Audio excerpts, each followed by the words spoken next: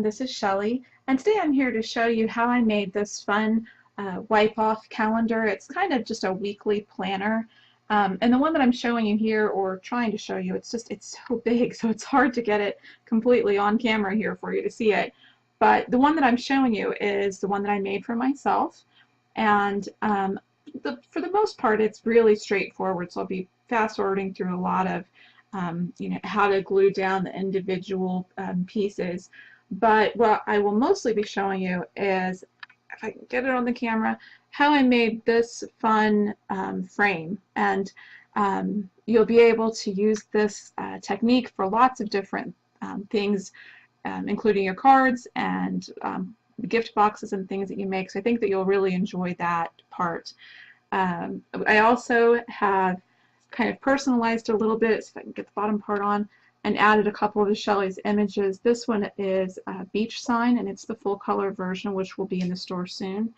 And the top one of here is Happy Hour, the strawberry version. So I've added those, as well as the fun little pin holder to the side, so the pin is nice and handy when it's hanging on the wall. So let me see if I can get this put away to the side without bumping too much. I wish you could see the studio and how the camera has to be positioned here in order to try to bring you the pictures. It's kind of like a juggling act a little bit. On my work surface here, I have the paper that came in the frame. The frame that I got is just a real cheap 11 by 17 inch frame that I got from Walmart. And I've actually taken out the paper insert and turned it over. I thought turning it over might help ensure that the lettering on the other side didn't show through. And I've already begun to glue down the pattern paper that I want to use. And these pieces of paper are each 5 3/4 by 11 inch wide. And in order to get them kind of spaced out the way I want them to be on the page, I've put the bottom one and the top ones on first. So those are already attached. And I'm going to go ahead and attach the middle piece for you. Okay, now I'm going to bring in my weekday pieces. I'm going to start to place them on the surface. And here I want to try to keep in mind that I want to leave a spot for my frame. So let me move these all around. And I want to remember the edges of the frame and try to make sure that all of the pieces are visible once this is actually put inside of my frame. So the pieces that I have here, this one, the one that I'm making now, is what I'm making for my daughter. So the things that are on her weekly plan are things that she chose to have on her organization schedule. And so I'm just going to try to get them all organized in a way that they kind of all fit on. And I'm trying to keep free the corners that I have photo corners on. The reason that I decided to use corners was just in case at some point down the road we want to change our schedule or change how the printouts on these. We won't have to completely redo the calendar. We'll be able just to take out the white parts of the planner part and insert the new ones that work for us later. So I just used regular photo mounting corners for that. And for my calendar that I'm making here, the sheets that have the days on them, the printouts on them, those are 4.5 by 3 3/4, and then the mat is 4 3/4 by 4. And so if you're making a frame that's a little bit of a different size, then of course you might have you might make yours a little bit different size, but just for reference, that's what size mine are. So again, I'm going to fast forward. As soon as I get these all kind of organized the way that I want them to be, then I will begin to glue them down.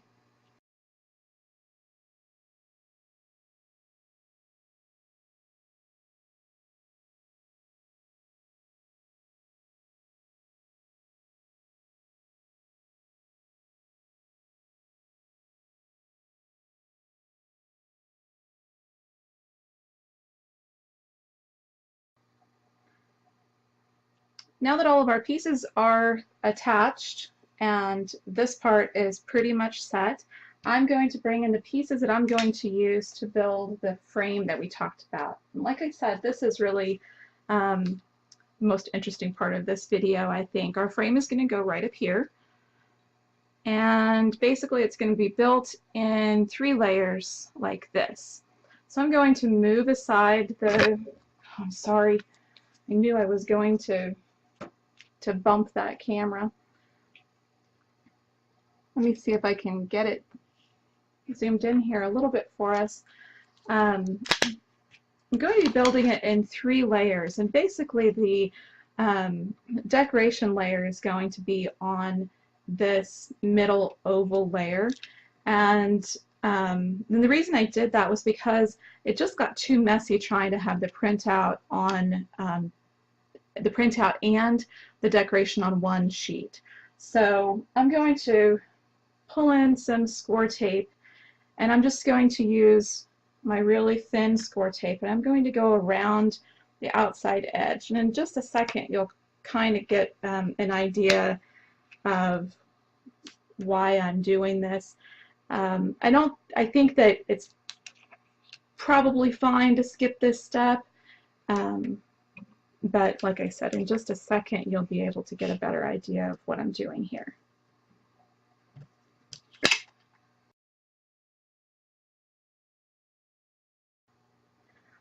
Now that we have this section with the score tape around it, I'm going to bring in some pieces of masking tape. And actually, it's not really masking tape because we didn't have any masking tape in our house. So actually, let me reach across here. Oh no. What I'm using is the pet lint roller, which works really well. So if you don't have masking tape in your house like we didn't, this really does work really well. And I've actually just torn it into strips. Let me grab my paint here before it rolls away and is out of my reach completely. Okay, so what I did was just kind of tore it into strips like this. And so with the sticky side down, pick an area to get started, and I'll try to show you what I'm doing as I go along here, although again the camera angle is really strange and hard to do this. But basically what you want to do is go around the edge of your oval and kind of squinch, and is squinch a word? Fold and kind of muss the tape all the way around the outside edges. And kind of the messier and wrinklier it is, I'm making up a lot of words today, the better the end result will be. So kind of push and pull and wrinkle and add this masking tape all the way around.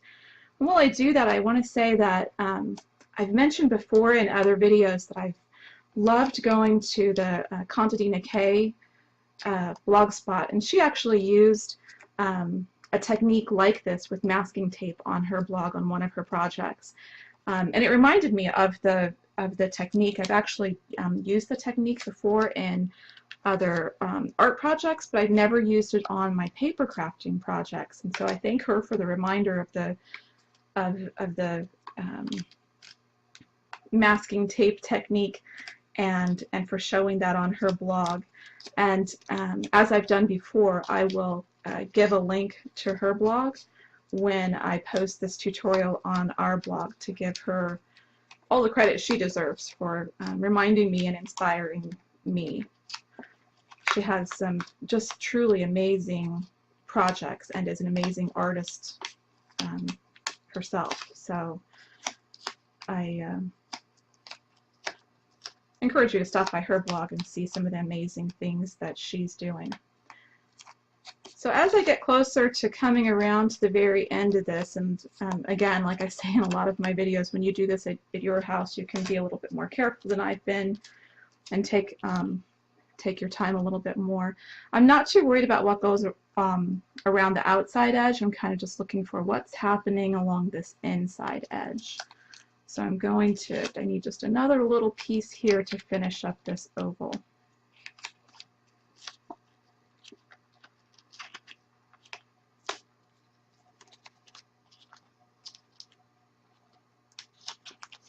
And then I'm going to tear off my extra here. I'm going to try, it's all wrinkled up so it doesn't want to tear very well.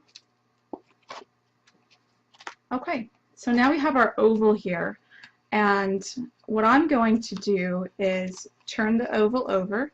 You can actually see two pieces of adhesive that I used when I was cutting out the oval, so that's what, if you wonder what those are, that's what that is. I'm going to take my scissors and come in and follow the oval mat that I have this on, and just cut it all out, and it's going to want to stick to my scissors and be kind of a mess as I go, but this will give us back the nice oval shape.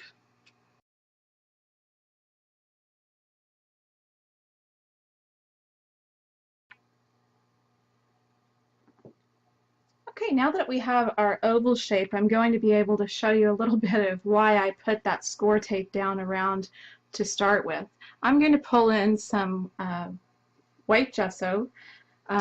For this step, you could use just white acrylic paint if you wanted to. I just happen to have the gesso handy, so that's what I grabbed. And all I'm going to do is paint it all the way around the masking tape, and just cover it all and kind of get rid of that masking tape color, and make it all a nice white background.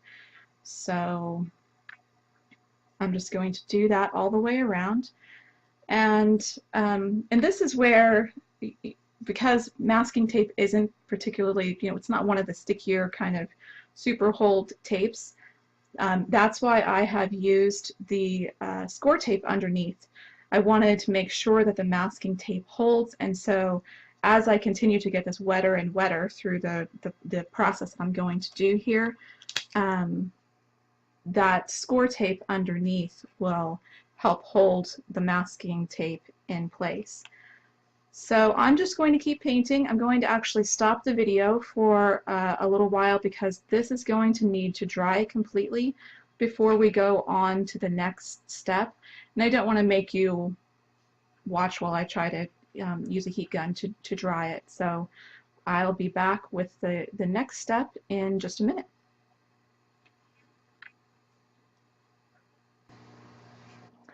Okay, we're back, and this is mostly dry. I do want to point out, once you do the masking tape edging, you'll kind of see some parts like this that kind of hang out. If you're putting this frame on a card or something that's going to get a little bit more wear and tear and is not protected by the glass, you might want to go ahead and get some glue and glue those pieces down. For this project, since it's going to be under glass and protected, I'm not worried about it at all, so I'm going to leave mine just the way that it is. For the color that I'm going to put on top of the little frame area, I'm going to use these super fun Pearl-Ex paints, and I'm going to mix them with some gum arabic, and this is just a stabilizer that helps with the mixing. So because I want mine paint to be a little bit teal, I'm going to use both blue and some of this kind of orangey yellow color. That's going to give me more of the teal that I'm looking for. And you might recognize the little Tide cup. I like to take any of the little containers and cups like that and reuse them for things like this. So I've got all kinds of little plastic things sitting around that I mix paint in. The directions say about 1 part of the gum arabic to 4 parts the paint, so it doesn't have to be exact, but that just gives you kind of a guideline. And again, this is one of the products that I saw on the Contadina K website, and the paints are so pretty. They are a lot like the shimmering H2Os. They have a real a pretty shimmery effect once they're painted on, and it just they really are so pretty. I have been working on these calendars for a while, and so I had this actually sitting on my desk, and the paints that were inside of my cup dried. But once I added water to them, again, they mixed right up and were able to use them again. So if you end up having paint like this and there's a little bit left over, go ahead and just let it dry on your workspace and add some water and reuse it. So I'm going to go ahead and just paint this around the areas of the masking tape, and I want to let it kind of get down into the grooves of the paint a little bit. And I don't care too much about how messy it is coming into the center here, because I am going to be covering that up with the sentiment. So I'm just going to kind of slop it on and let the paint go around in there all the way around the edges. So I'll just let you watch while I do that.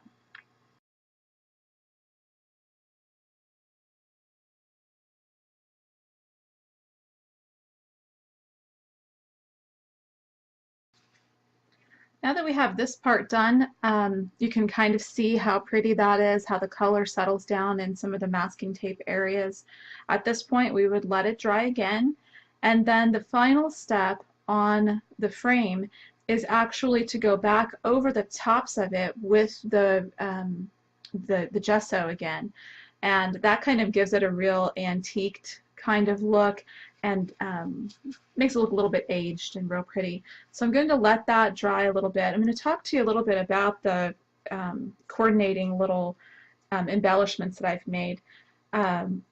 Before at Shelly's Images, we've done the glue dot tutorial, and for that one I did my little glue dots on wax paper, and this time, because mostly I was in a hurry, I actually did my glue dots on the splat mat, and it worked really, really great. All of the little pieces that, you know, that just peel right off, I've left all of my mess here just to kind of show you what I ended up with when I was working with these. But I used my hot glue gun, and I say hot because I don't think that the low temperature one works as well as the hot glue gun does. So I just make little dots, and here I've made different sizes because I want differing sizes for the project. But I just push out some glue, kind of turn it at the top in a circle, the glue gun in the circle to kind of cut off that little strand. And I take it over to the side and swipe off the tip of it to get a nice clean start for the next one. For these then, I've colored them using the very same paint, using that Pearl X paint that I showed you before. And then I just topped them off a little bit of the Perfect Pearls with my finger. I just kind of wiped it around on the top of them. So in that way I've got perfectly coordinating little pearls or embellishments that I can use. I will also say that I did go ahead and spray the outer edge of my Our Week title with the homemade glimmer mists that I've made. So that just kind of adds a little bit of interest to the edge of the Our Week title too. So I'm going to go ahead and let this dry again, and then we'll be back to finish up our project. Now that our paint is dry on this part, or mostly dry enough for me to go ahead and add the gesso, I'm going to show you how I do that, and then I'm going to turn the video off again and reset my workspace so I can finish putting this project together for you. I'm sorry that there's been so many kind of starts and stops with this video, but there was so many little drying times that this project needed. So what I'm going to do now is just take the brush and kind of wipe across the higher surfaces, the top surfaces, with the white gesso. And like I said, I'm kind of looking for just a weathered look to the top surfaces.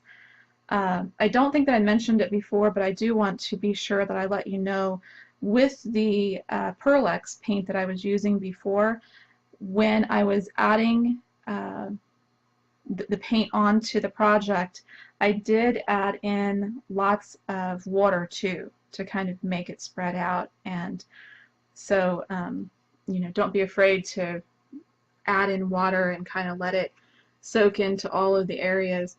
And again, that's why I used that score tape kind of very early on in the video, to make sure that since it was going to be getting so wet, that it still would hold down the masking tape by the time that I was finished.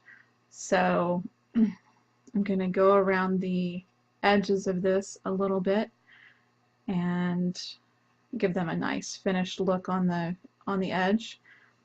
And then we'll let this dry, and I will reset my workspace here a little bit so I can finish this project and show you the end result and how pretty it ends up. I do hope that on the view of the camera, I'm not sure that you can see, but I hope that it's showing you a little bit of how glimmery and pretty these paints are. They just really shine and shimmer and are really fun to work with. So I will let that dry and clean up, and we'll be back to finish. Okay, our frame is just about complete. While I had the camera off, I did go ahead and layer the pretty frame together that we made. So I used a curvy cutter and did 3 sizes of the ovals. One size, of course, has the sentiment or the title on it. The other oval has the masking tape technique that we did, and then the cardstock layer. So all of that is just attached onto the base that we had, and I've gone ahead and added in the pretty hot glue dot embellishments that I made, and painted with the same color of paint that I used on the frame. And to add those, I just used the glossy accents. I like to use glossy accents for that kind of an embellishment, adding in. It holds really well and turns out really pretty. So the other thing that I added was I just hot glued on the back of the frame. See if I can get that in the frame for you so that you can see it. I just hot glued on the back of the frame some ribbon that's doubled so that a pin will slide through. And the final thing to add then is just the decorations for the outside. And to add these, I used the 3M Dual Lock. I've talked about this product before. I love it. I need to order some more. I'm getting a little panicked because I feel like I'm getting low, although it looks like I have a lot left. It comes in a package that looks like this, and it really is great for lots of different craft projects. But I wanted my decorations that I put on the frame to be interchangeable, so I could change them for different seasons. And so that's why I decided to use the dual lock to add these. So since it's getting close to summer, I'm going to use, like I mentioned before, our full color beach sign. And to add these, I'm going to go ahead and attach the 2 halves together. I don't know if you saw me do that. I just kind of, there's already one part here. I'm going to just push on this other one and then remove the protective tape that protects the sticky there. And that just ensures that it's perfectly lined up exactly where I want it. And I'm going to press the decoration down there. And I'm going to do the same up at the top. Let me see if I can get that in the frame. I'll push it on here. Try to peel off the backing and add the full color Happy Hour strawberry to the top. So it's all complete. Now we can hang this wherever it's convenient, and as we are planning our week, we can write on the glass frame and it will wipe right off. And then ours, the way that I designed the chore list for the week, is with little boxes so that they could just be checked off as the week goes by. So that is the full frame. I think that the only other thing that I might add is a little envelope pocket in the back that would hold the different decorations for the frame as the year goes on, and as I do more seasons, I'll have a few more of the decorations and I'll want to keep those somewhere close to the frame. So I hope you enjoyed this project. Like I said, that most of it was pretty straightforward, but the fun frame really is something I think you can use for lots of different techniques. So I hope that you enjoyed the tutorial, and I hope that you'll come back and watch more of our tutorials. We have them every 2 weeks at the blog. And of course, if you subscribe to the YouTube channel for Shelly's Images, you'll be able to see all of the video tutorials that we have there.